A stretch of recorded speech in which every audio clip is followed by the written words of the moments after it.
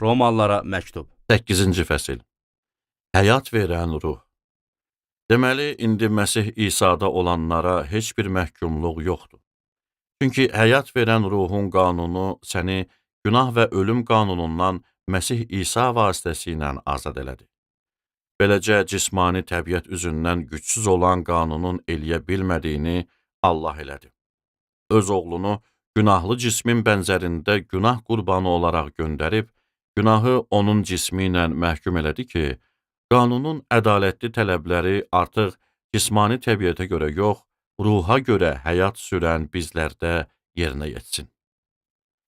Cismani təbiətə görə yaşayanlar cismani şeylər barədə düşünürlər. Ruha görə yaşayanlar isə ruhla bağlı şeylər barədə düşünürlər. Cismani təbiətə uyan fikirlər ölüm, ruha uyan fikirlər isə həyat və sülh gətirir. Çünki cismani təbiətə uyan fikirlər Allaha qarşı düşmənçilik eləyir. Belə ki, bunlar Allahın qanununa tabe deyil və ola da bilməz. Həmçinin cismani təbiətdə olanlar Allahı razı sala bilməzlər. Lakin Allahın ruhu sizdə yaşayırsa, siz cismani təbiətdə deyil, ruhdasınız. Kimdə Məsihin ruhu yoxdursa, o adam Məsihə məxsus deyil. Əgər Məsih sizdədirsə, bədəniniz günah səbəbindən ölü, ruhunuzsa salihliyi səbəbindən diridir. Əgər İsa'nı ölülər arasından dirildənin ruhu sizdə yaşayırsa, Məsihi ölülər arasından dirildən, sizdə yaşayan ruhu ilə sizin də fani bədənlərinizə həyat verəcək. Beləliklə, ey qardaşlar, biz cismani təbiətimizə borclu deyilik ki, ona görə yaşayaq. Çünki cismani təbiətə görə yaşayırsınızsa, öləcəksiniz, amma bədənin pis əməllərini ruhun vasitəsilə öldürürsünüzsə, yaşayacaqsınız.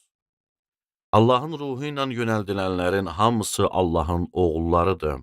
Axı siz köləlik ruhunu almadınız ki, yenə də qorxu içində yaşayasınız. Övladlıq ruhunu aldınız. Elə o ruhun vasitəsilə Allaha Abba, ata deyə nida eləyirik. Elə ruh özü bizim ruhumuzla birgə şəhadət eləyir ki, biz Allahın övladlarıyıq. Əgər onun övladlarıyıqsa, deməli, həm də varisləriyik. Əgər Məsihin izzətinə şərik olmaq üçün onun çəkdiyi əzablara şərik oluruqsa, Allahın varisləri və Məsihin irs şəriki oluruq.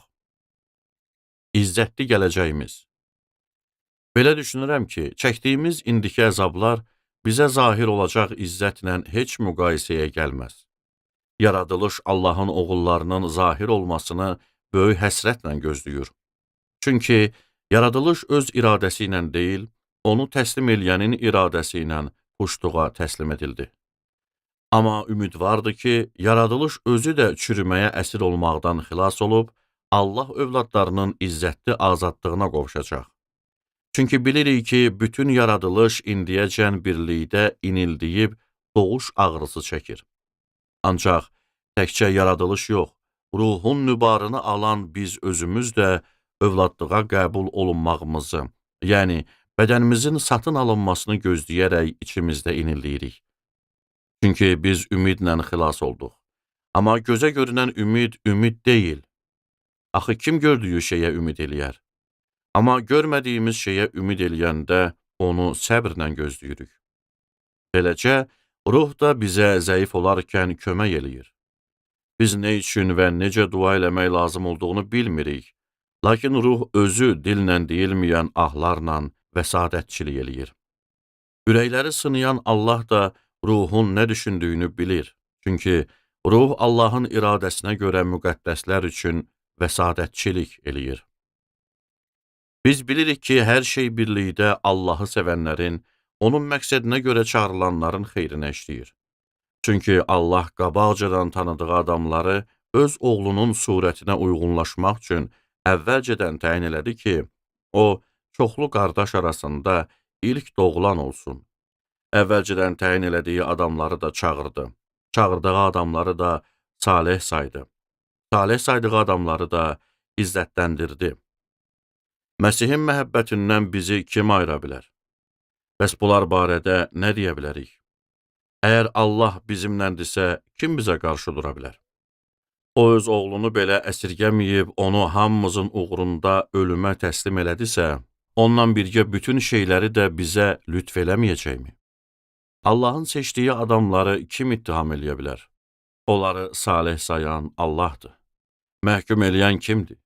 Ölmüş, üstəlik dirilmiş Məsih İsa həm Allahın sağındadır, həm də bizim üçün vəsatətçilik eləyir. Məsihin məhəbbətindən bizi kim ayıra bilər? Əziyyətmi, sıxıntımı, təqibmi, aclıqmı, çılpaqlıqmı, təhlükəmi, qılıncmı?